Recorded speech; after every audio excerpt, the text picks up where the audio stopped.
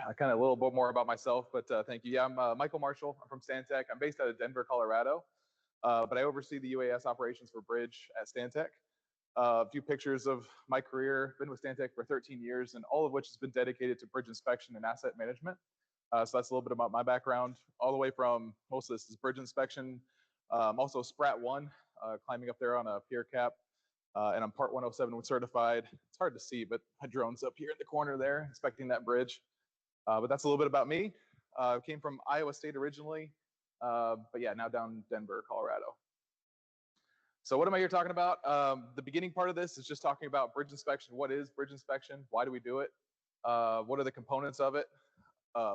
Basically the history behind why we're doing what we're doing. And it's gonna build on itself to our rope access methods and then to the technology factor that we're using now. So most of the discussion here today is here at number 5, but I'm gonna build up to it, kind of describe what is the problem that we have within bridge inspection, what do we need to do to meet the federal regulations, and then how we're using technology then to apply to that and make it a little bit easier for us. So first off, why bridge inspections? And again, most of these pictures you're going to see are from my career, inspection photos of bridges I've seen. Aside from the obvious hole in the bridge, we're here to inspect the bridges for asset management, maintain safety of the traveling public, and really help that investment that the taxpayers have on these bridges. So why do we do it? You'll see that 2 of these photos are black and white. It's the Silver Bridge, top right, and the Mianus River Bridge there in the left. Both of these bridges are the poster child for why we do bridge inspections, what began the federal regulations. But there's a lot more modern examples of our bridge failures. Bottom right is the Minneapolis Bridge, 2007, somewhere in there. But each one of these plays a different role in why we inspect bridges and different components and different levels at which we need to inspect bridges for. So for example, Mianus River, this was a pin and hanger failure. So it really got the attention to do fracture critical inspections, now called NSTM. Down the lower right, those were a gusset plate failure that brought our attention to more gusset plate inspections. So what did this bring about? The Code of Federal Regulations, essentially that we need to inspect all bridges, anything that's 20 feet or longer in the United States, every 24 months. There's a couple extra caveats in there. You also have non-redundant steel member intentions. So those are the fracture critical bridges, just like the Mianus River collapse.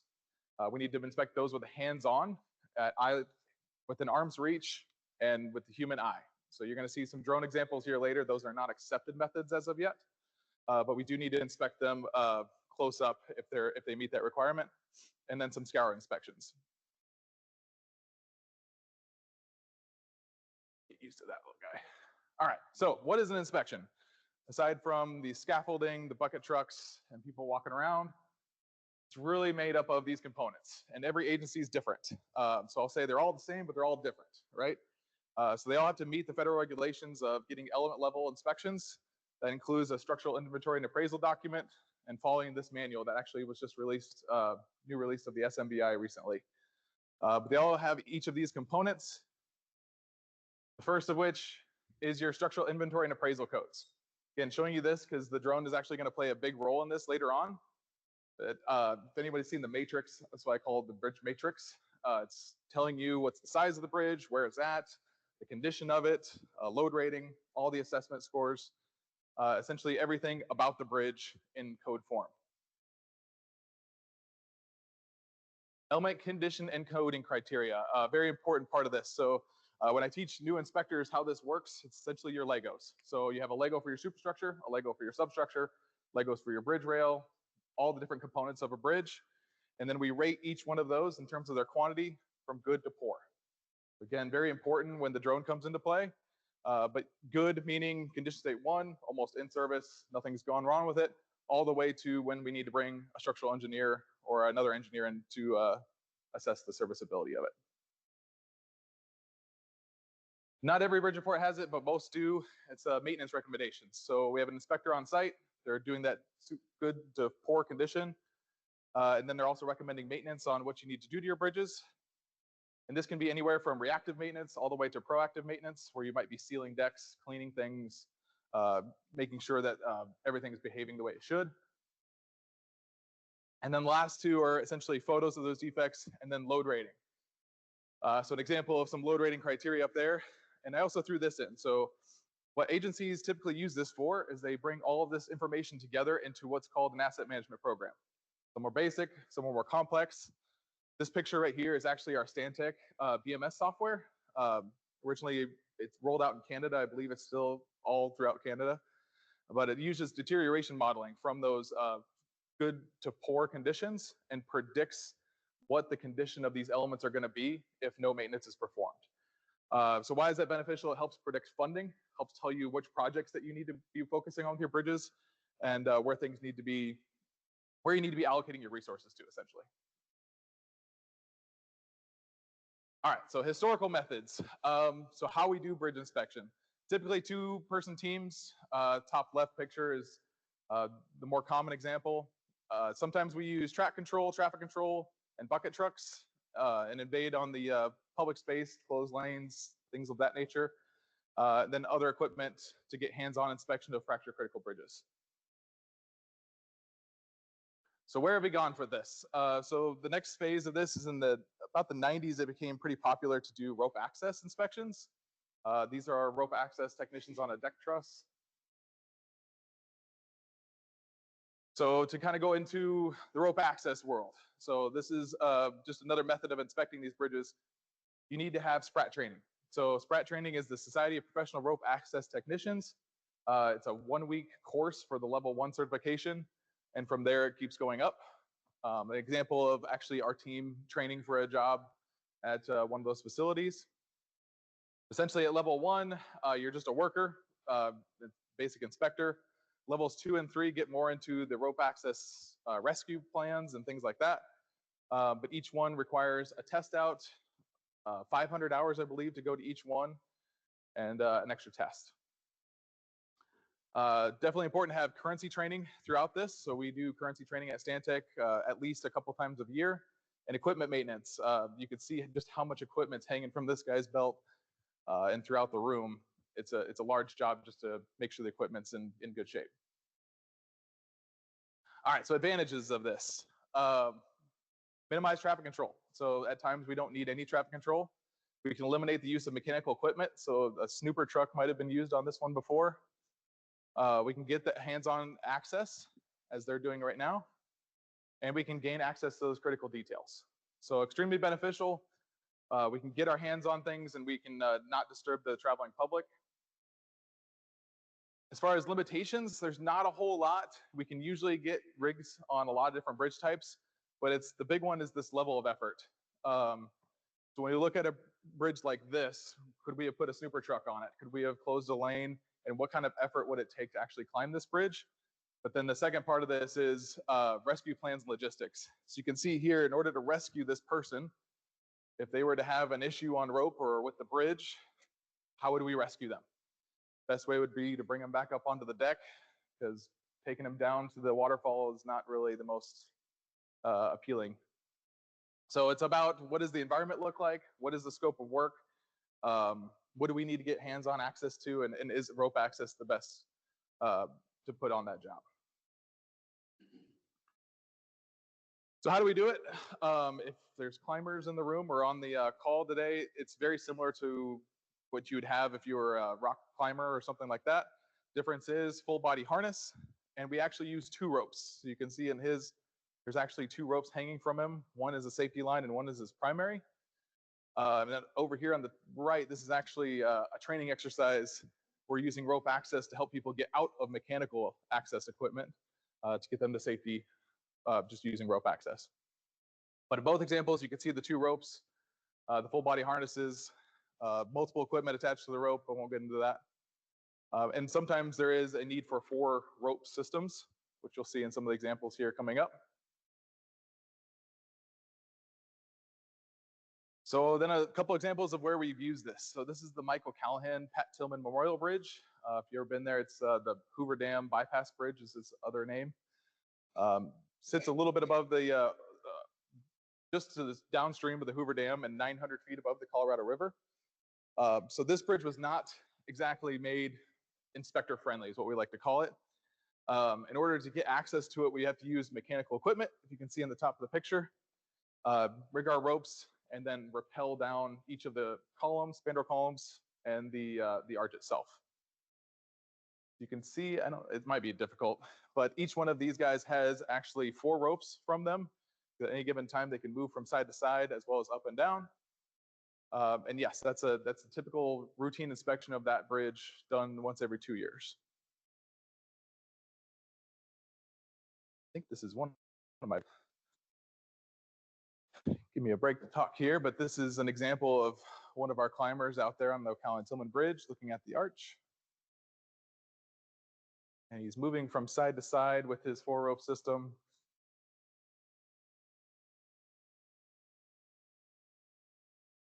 Couple ropes dangling from him.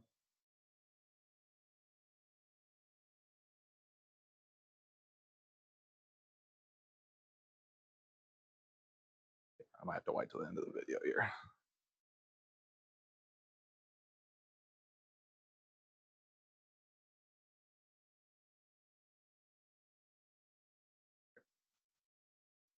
There we go. All right, some other applications. Trusses is a great application of our rope access team. You can see a smaller truss up in Trinidad, Colorado. This is actually the Silver Memorial Bridge pictured here. So that collapse that we showed earlier is rebuilt to be the Silver Memorial Bridge. Inspected it in the past. Another couple applications, pier caps, which you saw in my bio picture, and a couple others. The far right, actually, I'm not sure how many you have in Texas, but those are railroad flat car bridges. Very difficult to get access to when you have a canal that's around 12 feet deep of water. So rope access really serves well to get hands-on inspection of those. All right, so all this led up to the UAS approach, which is where we're going today with bridge inspections.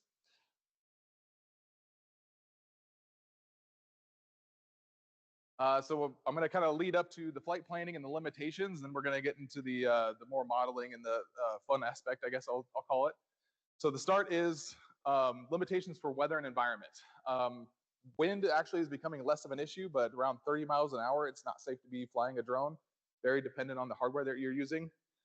We typically use about 25 miles per hour cutoff limit. Around 20 is when I stop even flying in general. Rain is not good for most drones. They're getting better. Some are getting IP rated, so they can actually fly in the wind and the rain. But you got to think, if you're going to have a rainy environment with a camera lens trying to take pictures of the bridge, it doesn't really work out so well. Traffic. It is against federal regulations to be flying directly over traffic. You can traverse traffic, but you cannot hover over traffic. So in this case that I have the picture on the right here, you have a lot of vehicles traveling with a low clearance bridge. Very difficult to get a drone up in there, so it might not be the best option. Pedestrian traffic. Again, another rule, you are not able to fly over pedestrians. It's just a general rule. You can get around that with some prop guards and other things, but in general, it's just not safe to be flying over pedestrians if you can avoid it. And then airspace considerations, which I'll get into in a minute here, actually. That was the next slide. And regulations, you're operating under the FAA now instead of just the FHWA. So we're combining both the federal highways to inspect bridges, but also the FAA on how to fly drones safely. So Part 107 is where you're regulated by. So you need to have a equivalent to a driver's license for drones. So you can take that at any airport, local airport testing environment. But this is actually kind of a little bit of an issue, I guess, with drones at this point in time. Everyone's got their own laws and rules. For example, I fly a lot in the state of Nevada. There's not a whole lot of rules for the entire state, except that you can't attach a weapon to your drone, which doesn't really appeal well for bridge inspection. But there's a lot of local laws. For example, where I come from in Denver, you're not able to fly anywhere in the city and county of Denver without a permit. So there's a permit process for them. There's a permit process for the FAA if you're going to be flying in restricted airspace. So there's a lot of different rules that you have to look up and make sure you're safe to fly. And waivers. So when I talk about the airspace here in a minute, typically it's a 90-day wait to get a waiver to fly near an airport. And if the 90 days hits, I've heard of this happening, and you have a rainy day, guess what? Your 90-day resets. So not really great for the bridge inspection world. We have to get our bridges inspected within the 2-year, no questions asked.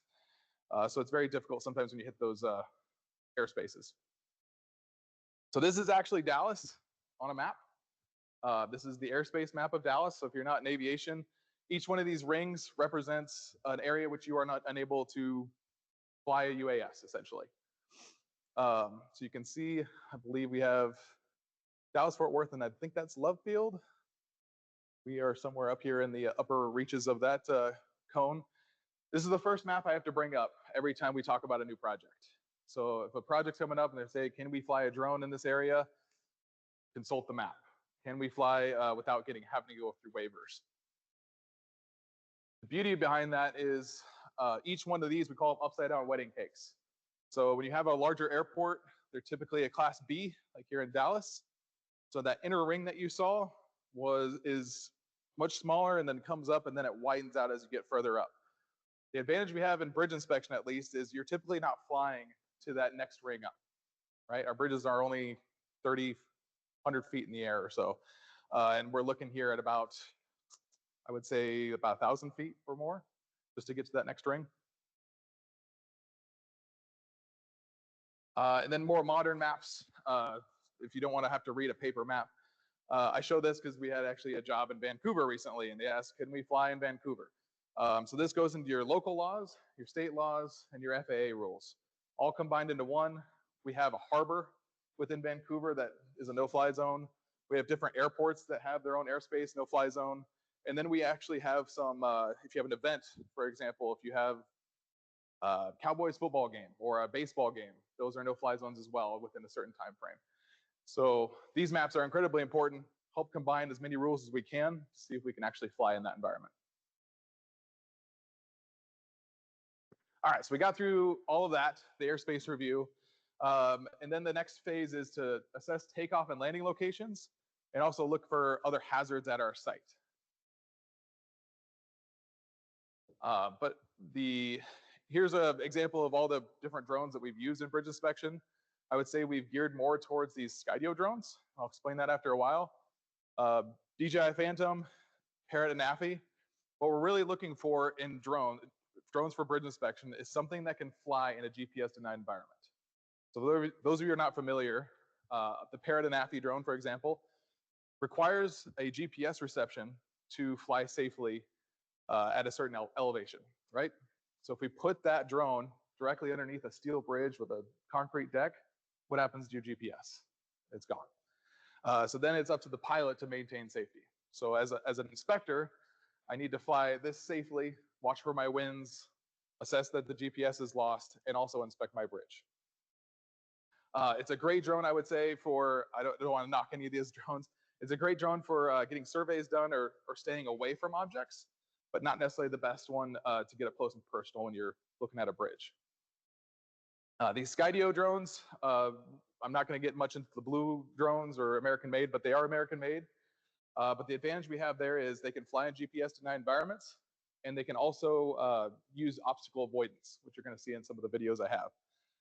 So what does that mean? They actually, if I had one here today, we could fly it around this room, and if you all just stayed seated and didn't move, I could fly it very safely with a 3-year-old at the sticks. It would avoid all of you, and it would avoid all the walls and the ceilings, and operate just safely.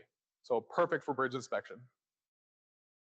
And then we'll go over some of these other factors as well of pros and cons once I get through those.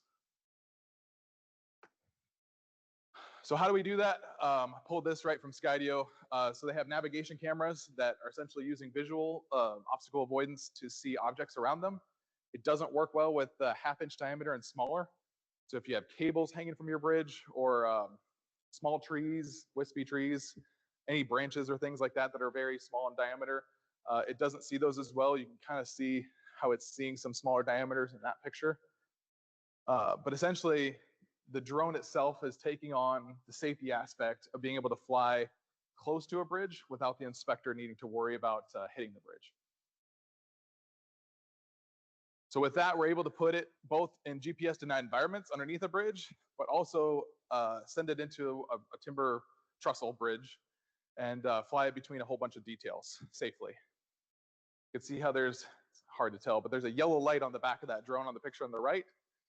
What it's basically saying is I'm actually going to fly within 1 foot of obstacles and not hit them. Very beneficial for bridge inspection. We're able to get, again, 12 inches from a structural detail and not worry about a collision. So now it's, how do we put this in play? And where do we put it in play? So this is a bridge out in Boulder City, kind of leading up to the Callahan-Tillman Bridge. And you can kind of tell there's a super elevation on this road. Historically, it's been really difficult to deploy a snooper truck because you're already at your emergency tilt on that right side of the roadway. So we're unable to deploy a snooper truck, and most trucks are unable to deploy on the high side and get all the way to the other side. So how did we go about this? Apply a drone. So the first phase, just apply the drone to that low side and be able to get a visual condition assessment of just that exterior girder, the bridge rail, and the deck. So that part's easy. You're outside of a GPS denied environment. So you can use that Paradinafi. On each of these, by the way, I'm giving you which hardware I was using when I was flying these. But how can we take that one step further? About the bays that we couldn't get to.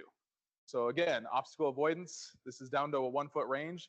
I'm even able to fly between and through the diaphragms and get all those structural details assessed visually. Let it go through a little bit. And this total flight for this bay, I'm trying to remember how long it was, about 300 feet, I would say, was about a 5-minute flight. Whereas if you were to do this with a snooper truck, you'd probably be looking at a setup, road closure, probably just 5 minutes just to get deployed underneath the bridge. And again, GPS is absolutely lost here, so we're just working on visual obstacle avoidance. Where is my girth? Where's my diaphragm? And then this is a video bridge next to this showing that maneuver going through the diaphragms. Total wingspan here is probably about 2 feet. Then you have that extra bubble of 1 foot buffer to make sure it doesn't hit anything. 3 feet if you're in a more wide environment.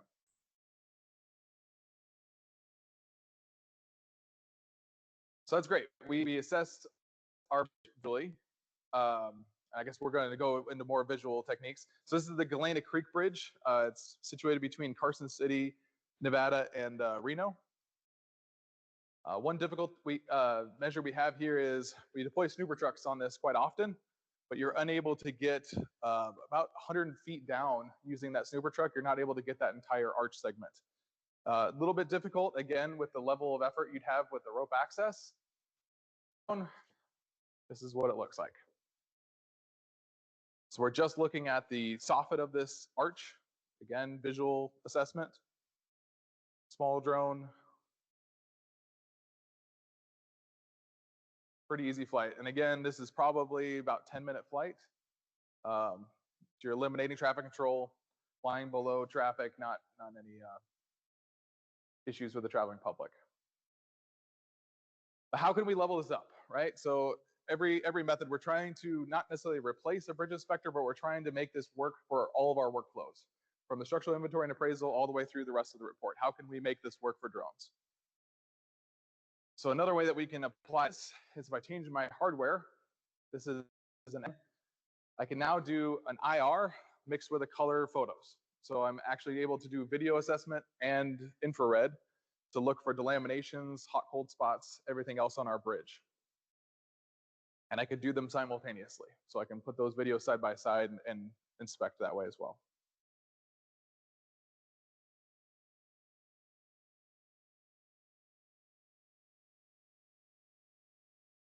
All right, so now we're going to get more into, again, the next level up. What else can we do? So I'm going to show you more autonomous flight and modeling. This example shows some columns which are about 150 feet tall. Again, very difficult for a snooper truck to get access to. Virtually impossible to do a bucket truck below the bridge on this case. So what we did was we deployed, this is the X2 drone. And how can we use autonomous modeling to inspect our bridge? So the drone is actually flying here. What you didn't see in the very beginning was the setup.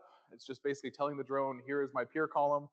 I need you to take photos to get a high density model out of.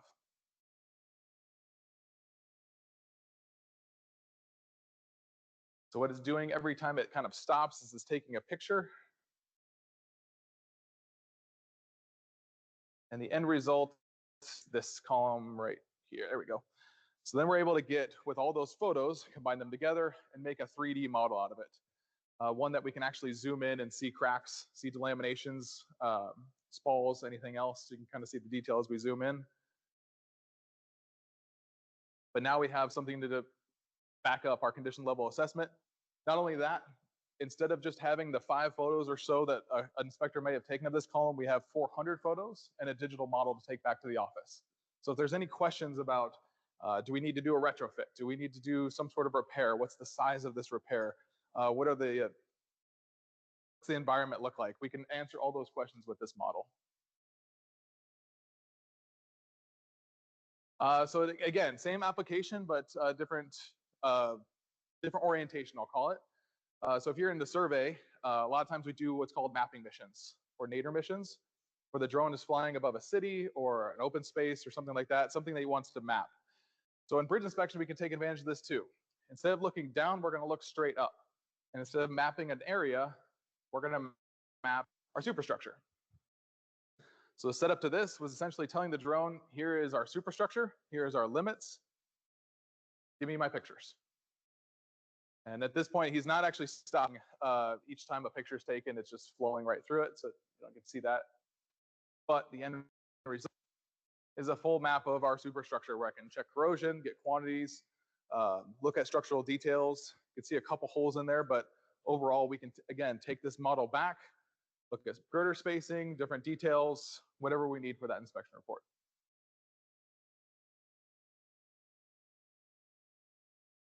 And one advantage you can kind of see in the lower right picture or from the previous window, there are trees around the area. So the drone actually is autonomously flying, taking those pictures, but also avoiding those trees for us.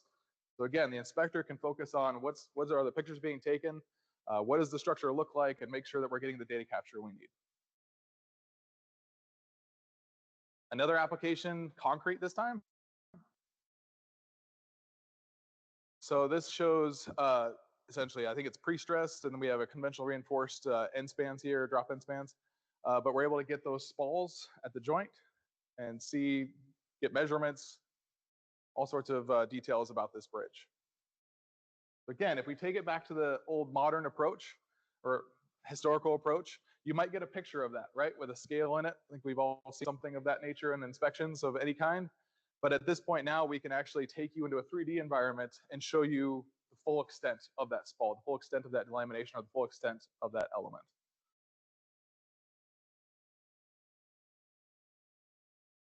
I think this is a repeat of my other video, so I'll just fast forward to the video.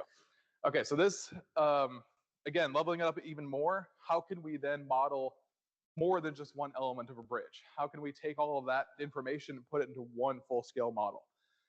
So this is actually answering the question of how is this done with the drone?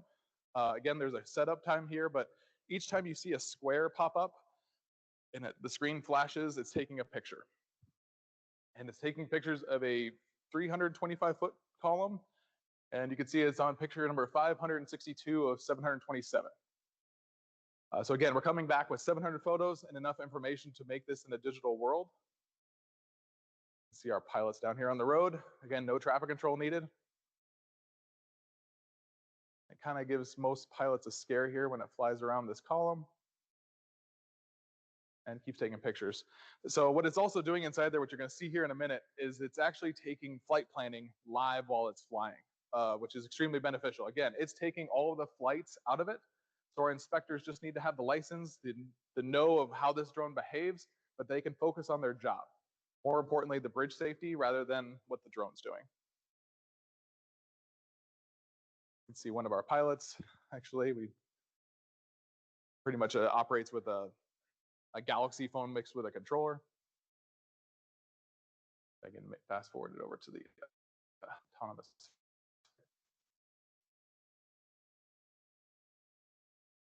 What you're going to see here in a second is a lot of white lines are going to pop up. And it's essentially telling the pilot where is this drone going to be flying next and where is its next picture is going to be taken. The purple that's wrapped around the column, didn't explain that, is the density of photos that you've taken in a certain area. So we've been here for quite a while. We're actually at 21% battery. So it's telling us that we got good overlap and a good amount of photos to be able to take this back to the office with. And again, here's your lines. The drone automatically tells itself, I need more pictures, and it drafts where it needs to go next.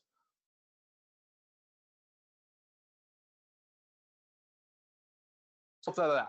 So same thing as before, but now we have a full-scale model of multiple elements and essentially an area of the bridge. And not just the column, we're able to look at the rock cutouts, we're able to look at the rock bolts, anything around the area that might also be causing issues with our structure. I have to get a minute to update when it zooms. But we're getting enough detail, again, to see those smaller cracks that help us assign condition states in our criteria that we showed earlier. And this is just a 2-column approach. Let it go through and see if it. But how can we do this even more distill? This is our partners over at GNext. Again, taking all of those columns, all of that superstructure, combining it into one full-scale model. And now I can inspect the structure from my computer and zoom into different areas without the need for rope access, without the need for a snooper truck, and look at details.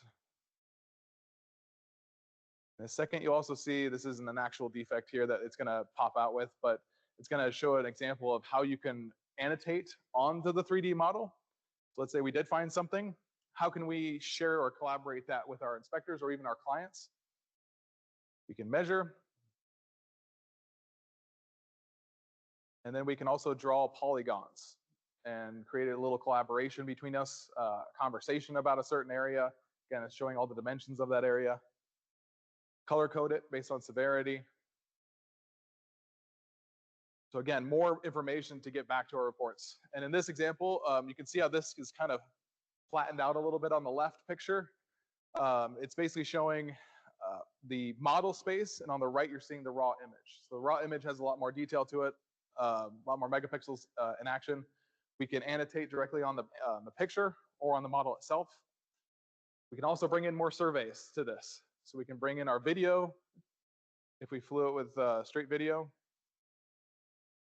We can bring in LiDAR. We can bring a lot of different information into this same platform. All right, so how else can we bring this into bridge inspection? So in this example, we had a client that had trusses that didn't have bridge plans, very common. So how can we measure up all of these gusset plates? Because again, with the Minneapolis collapse, that's one thing we need to be doing. And how can we load rate this? So traditionally, you'd send an inspector out. They would draw a picture on this. Maybe they put some rulers on this, take pictures. But they would have to assess each component of that truss as they go along. So how can we improve this with the drone? So again, same type of 3D modeling flight, autonomous flight. Just tell it where the truss is. End result is the bottom right. And you'll see here we actually put in constraint details of how long 6 inches is, so we can make sure that we're within tolerance of our load rating, checking our work. But we actually even got more details than we wanted here. We were able to see this entire detail of this deck patch and what they did to put new timber in for their rails, and then also a new superstructure unit. So you were able to see an entire repair in its full picture rather than each of its individual pieces. And again, here's those rulers that we attached. They're just magnets. Put them on right before flight, and we're able to make sure that we were getting the accuracy we needed for that bridge. So we took this back, and when we did our checks, we were actually within a 1% tolerance of all of the measurements that we did with manual. So we had somebody out there doing manual inspections just like we did historically, and we just compared and contrasted, and 1% was our margin of error. So again, how can we continue this further and make this work for our clients and for our bridges? So this is AI going into play. So it's the same type of mapping mission, but this time we're looking down at a deck, and we're actually taking advantage of AI to detect cracks, detect delaminations, or anything that any defects in our bridge. So they're going to turn off. You can see it turning on and off. It actually found a crack in the surface of the deck. It outlines it, tells it its width, and actually catalogs it so we know what the length of it is as well. So if I back up here in my slide, how is this done in a more modern setting? Well, typically we have live traffic, so we're sitting on this shoulder, maybe a closure of some kind, and we're walking the deck. So how is an inspector able to get an accurate reading of all of the cracks on a deck surface? It's actually fairly difficult. But when we apply the AI again, oops, I go back. If we apply the AI, we can let the computer do the work for us.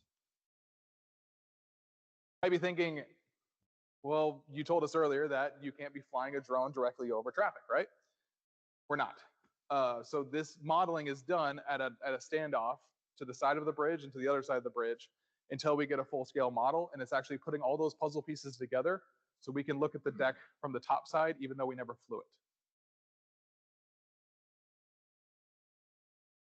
Another example of this, a client that required to get a CAD drawing based off all of its cracks in a dam surface. So here we're looking at the vertical face of a dam that was modeled, all of the AI put together, so it's looking for efflorescence, cracks, rust staining, leakage, you name it, so it's got it all modeled there. And then you can see the close-up image of all of the defects it's finding and cataloging. It's able then to extract that to a CAD drawing. So we're able to give that to the client. Rather than have sketch pads from an inspector, we have a computer-aided drafting, and our inspectors are essentially QAing how the robotics worked in this scenario. And then outside of AI, we can also do a manual type highlighting. So this is the same program, but in this case, it's human actually identifying all the defects on the bridge, highlighting them, cataloging them, putting a severity to them. So orange is worse than yellow. And you can see the detail that we can get out of that.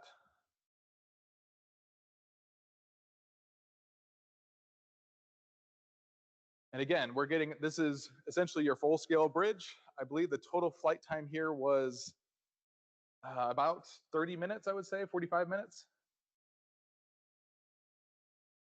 Again, showing that we can annotate even further.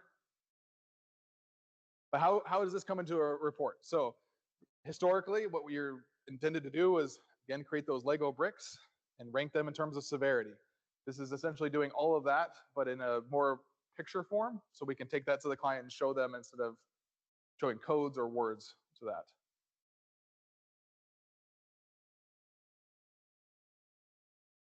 All right, so where can this go? So other use cases. So this is where we've been going here at Stantec, is low light situations. So this is complete nighttime. I think it was taken at 1 in the morning.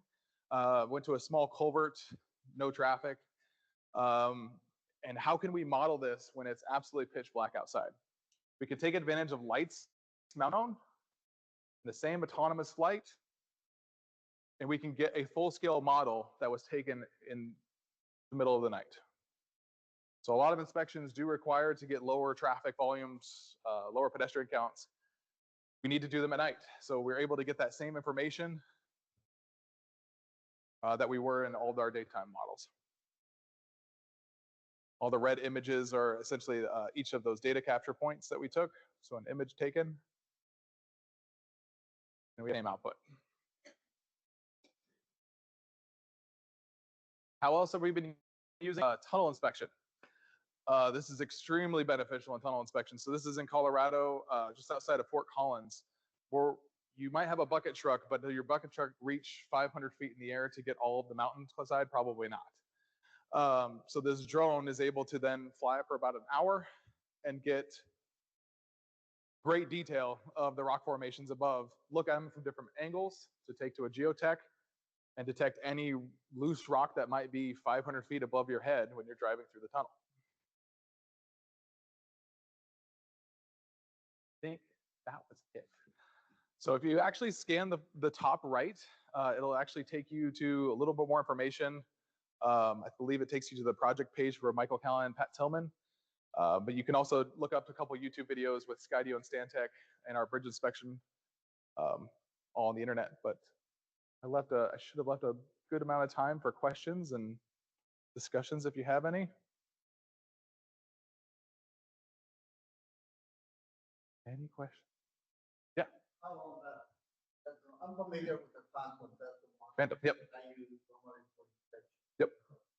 And lasts about 30 minutes, 25 minutes flying. How long that? So yeah, most of this, the smaller drone here that you're seeing, the blue one, Skydio drones are around the same amount of time, 20 to 30. They advertise 30 minutes, but like you're saying, when you're flying and taking pictures, it eats more battery away. So I'd say 20 minutes is your average life. The bigger drone, the X10, we've seen more like 30, 35 minutes, and almost closer to 40 is what they're advertising. Yeah, yep. There's no hot swaps with these ones. On hot swap meaning the drone doesn't stay on when you change the battery, but yeah, it's a 1 minute change out. Good question.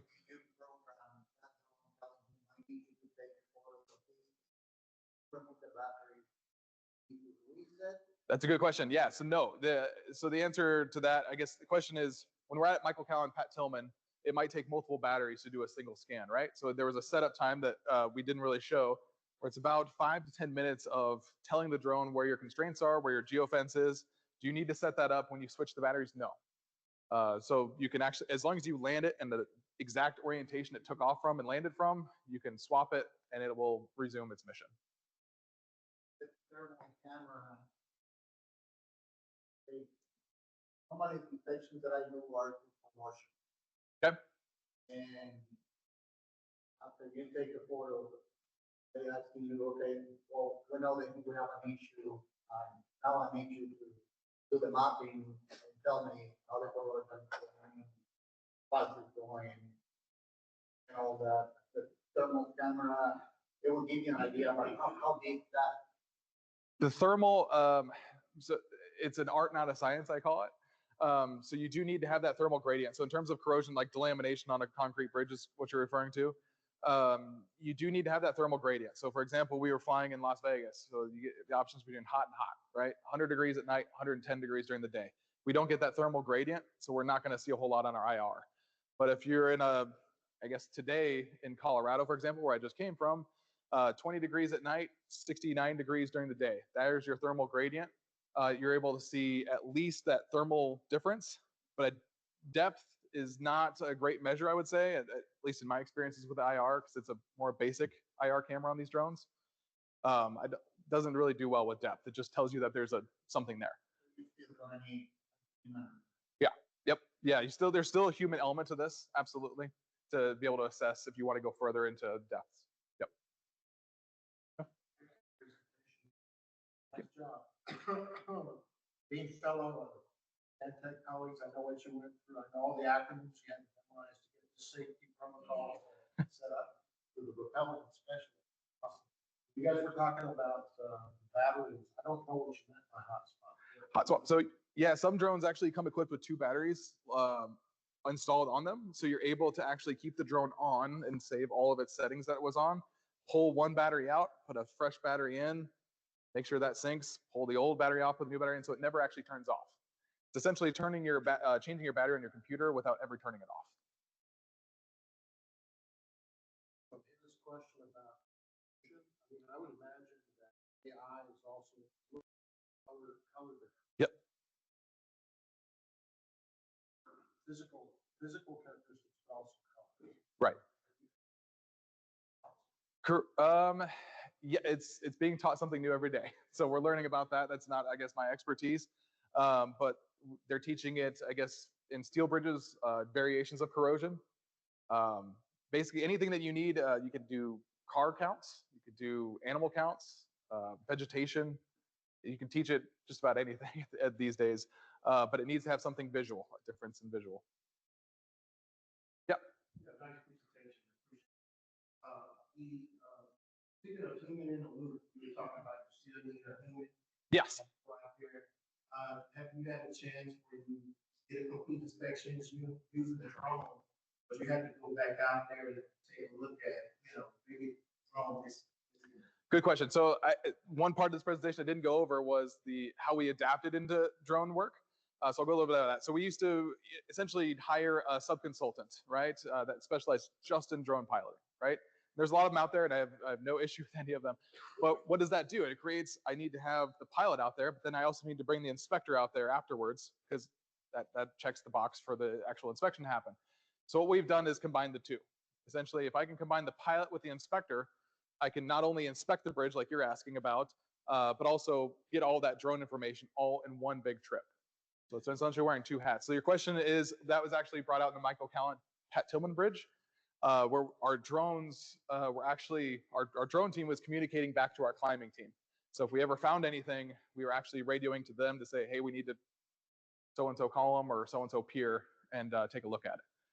Wouldn't say I have an example of where we didn't find something back in the office, but obviously that's something that could come up. Yeah, another question. Sometimes you get the camera lock gets locked, right? Brush. Texas bridges, we have issues with brush. It's completely covered with vegetation. So how do you handle that? You know, I think a drone can pick up, those cracks and those type of elements you can actually expect. We're using a drone for inspection, so you have to back up, who's an actual person to go out there in particular cases, not use the drone. Yeah, two parts of that. One, that'd be a limitation for sure, is if your brush is covering the bridge and you're physically having to move things, yes, so you're going to need a human element to that. But again, the FHWA does not accept drones as the sole use of inspection. I at least definitely need to say that. So you're not able to just say the drone will do my work. You still need to have that human element. At least that's where we stand today. It does help to have the inspector seeing the information on site, so that there's an advantage there, but there's always a human element at this point in time.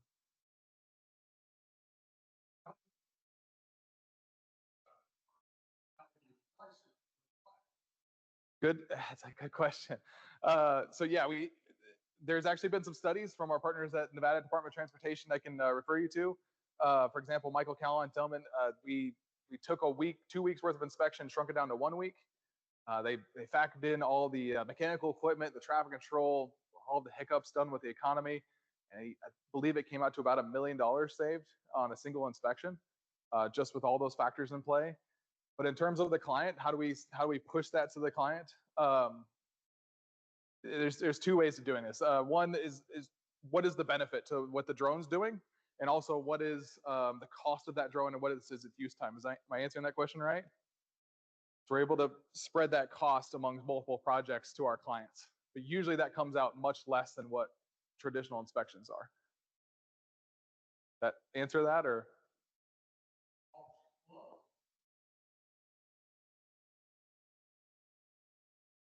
Gotcha. It depends. It depends on the client. A lot of times it's an extra, it's like a rental fee attached to the project. So it's like an extra expense for a daily fee for the drones. Yeah. Oh, sorry.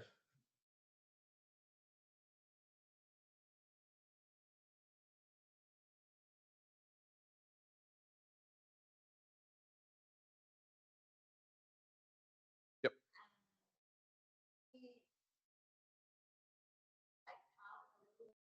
Yep.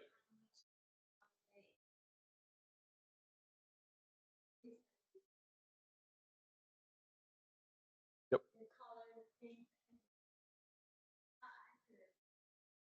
Yeah, so accuracy for AI, we're still working on that. I would say that's still heavily in development, so I work most on the visual. But to answer your question, how much detail can we get out of a model? That relies on your GSD, grand sampling distance. So essentially, it's how far your drone is from the object, right? So how close it is to the bridge, yeah. So that's a setting that you do during your setup to say, I'm gonna be 10 feet from the bridge, I'm gonna be 3 feet from the bridge. So for the steel example, so steel you wanna see much more closer detail of. I believe we set that GSD to about 3 feet or 4 feet, so as close as it could get. But for concrete, we can typically see our defects from further back. So 20 feet sometimes is our standoff distance. It all depends on your scope of work and what type of detail you're looking for in your inspection and measuring that standoff. I'll be around, yep. Thank you.